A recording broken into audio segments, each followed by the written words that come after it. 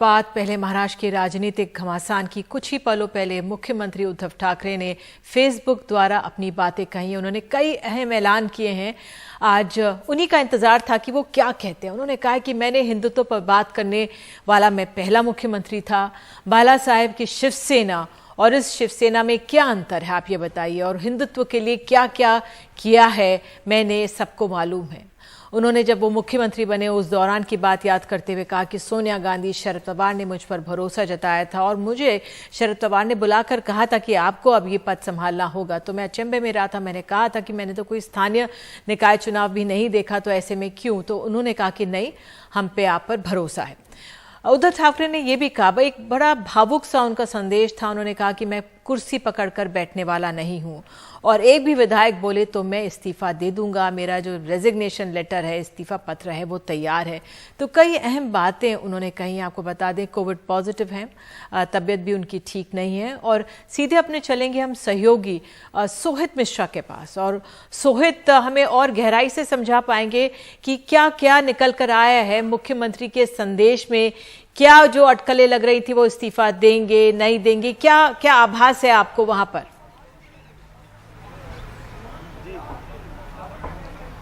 देखिए, उद्धव ठाकरे ने जो एक भाषण दिया, जो उन्होंने एड्रेस किया, वो काफ़ी, आप समझ लीजिए कि एक इमोशनल एड्रेस था, जिसमें उन्होंने बताया कि किस तरह से कई सवाल उठ रहे हैं कि वो शिवसेना टूट तो नहीं रही है, या बाला साहेब ठाकरे की शिवसेना है या नहीं।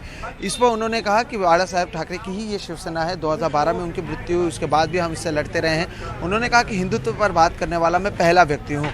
ये इसलिए उन्होंने जिक्र किया क्योंकि एकनाथ शिंदे कह रहे हैं कि हम बाला साहेब ठाकरे के हिंदुत्व को पालन करते हैं। एकनाथ शिंदे का कहना है कि अगर मुझ पर एक शरद पवार ने भरोसा जताया, मुझ पर कमलनाथ जी ने भरोसा जताया, दुख मुझे इस बात का है कि जिसे मैं अपना कहता हूँ वो मुझ पर भरोसा नहीं जता रहे हैं। और वो भी सूरज जाकर क्यों कह रहे हैं, आप भाग क्यों रहे हैं? आप आइए, मुझसे बात कीजिए।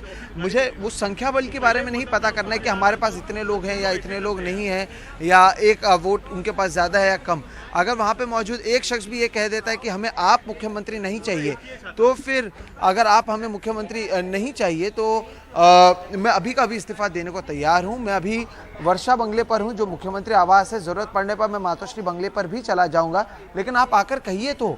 मेरे जो शिवसैनिक हैं वो आकर कहें, और केवल मुख्यमंत्री पद ही नहीं, बल्कि अगर पक्ष प्रमुख, जो शिवसेना पक्ष प्रमुख के पद के लिए भी आपको लगता है कि मैं नहीं चाहिए, कोई और ही होना चाहिए, तो भी आप बता दीजिए कि आपको मुझसे परेशानी है या आपको इस शिवसेना से परेशानी है। तो एक भावुक संदेश ज़रूर मुख्यमंत्री की ओर से दिया गया है। इसका ऐलान उन्होंने नहीं किया कि वो इस्तीफा देंगे, नहीं देंगे, क्या कुछ करेंगे, लेकिन हाँ, एक तरीके से अब जो पाला है, जो गेंद है, उन्होंने एकनाथ शिंदे के पाले में डाल दिया है कि उन्हें अब तय करना है कि क्या किया जाना है, क्या नहीं किया जाना है। अब एकनाथ शिंदे 7 बजे क्या कुछ कहते हैं, ये देखना अहम होगा। देखिए, इसमें एकनाथ शिंदे की ओर से कहा जा रहा था कि जो हिंदुत्व है वो उसका पालन नहीं हो रहा है, या वो बाला साहेब ठाकरे के हिंदुत्व का पालन नहीं हो रहा है। तो उद्धव ठाकरे ने तो कहा कि अगर आपको लगता है कि आपको मुझसे परेशानी है तो आप बताइए, हम किसी और को बना देते हैं। तो ऐसे में एक उद्धव ठाकरे की कोशिश ये है कि शिवसेना टूटे नहीं, लेकिन क्या इसका ये मतलब नहीं होता है कि अगर ये बिल्कुल सही बात आप कह रहे हैं तो उद्धव ठाकरे को क्या जी आप ये बिल्कुल सही समझा रहे हैं कि ये भावनात्मक अपील थी, लेकिन भावनाएं एक तरफ और राजनीति में आंकड़े भी देखे जाते हैं।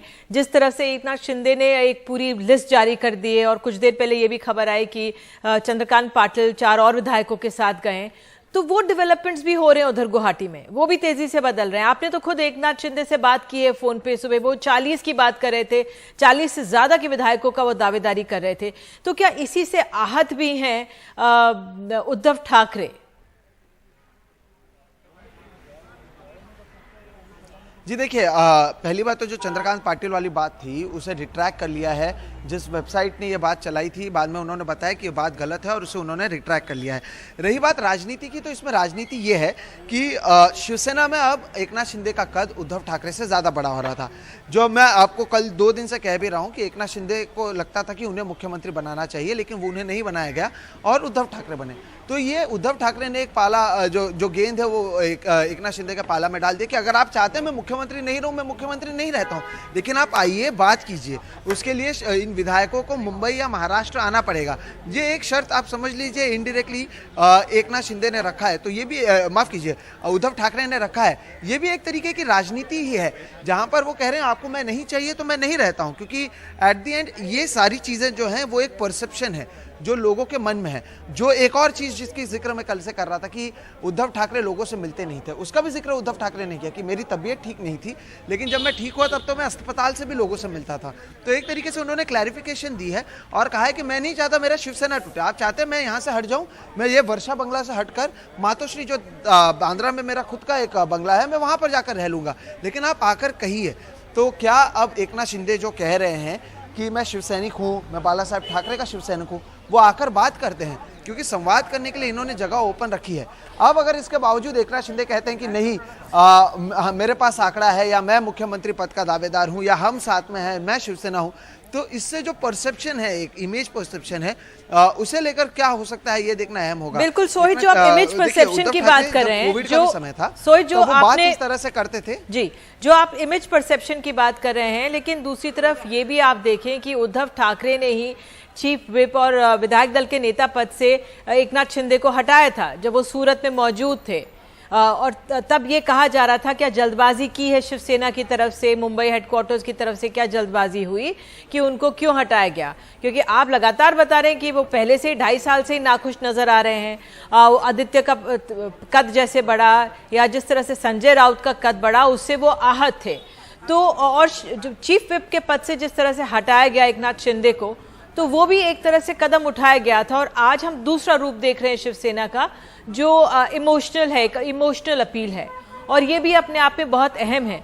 तो अब किस तरह से देखेंगे? आपने जो बताया कि एकनाथ शिंदे तो मजबूत हो गए हैं, काफी बड़े नेता हो गए हैं, तो क्या अब एकनाथ शिंदे की अब प्रेस कॉन्फ्रेंस कहा जा रहा है शाम 7 बजे होने वाली है, गुवाहाटी से वो करेंगे, वो भी बहुत अपने आप में अहम रहेगा।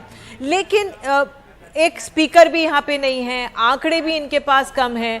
किस ओर जाती हुई दिख रही है शिवसेना, जो फिलहाल उद्धव ठाकरे के साथ जो विधायक हैं? देखिए, जो विप से हटाने की बात है, ये 2019 में अजित पवार को भी विप से हटाया गया था, लेकिन उसके बावजूद अजित पवार एनसीपी में लौट आए थे, उन्हें उप मुख्यमंत्री वापस बना दिया गया था। उसी तरह की कोशिश उद्धव ठाकरे ने यहाँ पर की है कि विप से हटा दी है, क्योंकि वो अपने पार्टी को सुरक्षित रखना चाहते थे। आज उन्हें पता है कि उनके पास आंकड़े नहीं है, इसलिए उन्होंने एक दूसरा कार्ड खेला है, वो है शिवसेना का कार्ड। क्योंकि एकनाथ शिंदे ने कहीं नहीं कहा कि मैं शिवसेना से इस्तीफा दे रहा हूँ। एकनाथ शिंदे से जब मैंने सुबह बात की तब भी उन्होंने यही कहा कि मैं शिवसैनिक हूँ, बाला साहब ठाकरे के शिवसेना में मैं हूँ और हिंदुत्व हमें चाहिए। तो जो चीज़ें आज सुबह एकनाथ शिंदे ने मुझसे बातचीत में कही हैं, हर चीज़ का जवाब आज उद्धव ठाकरे ने दिया है। हिंदुत्व पर उन्होंने कहा कि आप हिंदुत्व हैं, तो मैंने हिंदुत्व की बात करने वाला शायद मैं पहला मुख्यमंत्री हूं। मैंने एकनाथ शिंदे, संजय राउत, आदित्य ठाकरे सभी लोगों को कहा कि आप अयोध्या जाइए, तो मैं हिंदुत्व की भी बात करता हूं। आपको दिक्कत मुझसे है क्या आपको दिक्कत मेरे साथ मौजूद लोगों से? क्योंकि अगर आपको दिक्कत मुझसे है तो मैं हट जाता हूं, किसी और को बनाया जाएगा, लेकिन वो शिवसैनिक ही होगा।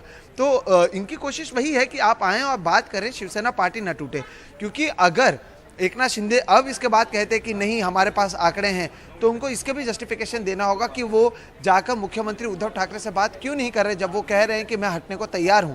तो अब ये इस पर एकनाथ शिंदे जब 7 बजे बात करते हैं तब वो क्या कुछ कहते हैं, ये देखना अहम होगा। रही बात आंकड़े की, ये बात सही है कि एकनाथ शिंदे के पास आंकड़े ज़्यादा हैं, उनके पास समर्थन ज़्यादा है। लेकिन अब जब इन्होंने कहा है कि मैं मुख्यमंत्री के पद से इस्तीफा देने को तैयार हूँ, तो क्या इसके बावजूद एकनाथ शिंदे शक्ति प्रदर्शन करेंगे या फिर वो आकर बातचीत करेंगे और कहेंगे कि नहीं आप मुख्यमंत्री मत बनिए, किसी और को बनाया जाएगा? ये देखना काफी अहम होगा कि और भी शर्तें रखी जा सकती हैं। ये भी हो सकता है कि जब 7 बजे एकनाथ शिंदे बात करें तब वो कहें कि हमें तो कांग्रेस और एनसीपी नहीं पसंद है, हम चाहते हैं कि बीजेपी के साथ जाएं। तो इस पर भी ध्यान देना अहम होगा कि 7 बजे एकनाथ शिंदे क्या कहते हैं। बिल्कुल वही बात है कि देखना होगा, 7 बजे का हमें इंतजार करना पड़ेगा कि एकनाथ शिंदे का पक्ष है वो क्या कहता है। बहुत बहुत धन्यवाद सोहित, आप लगातार नजर बनाए रखें।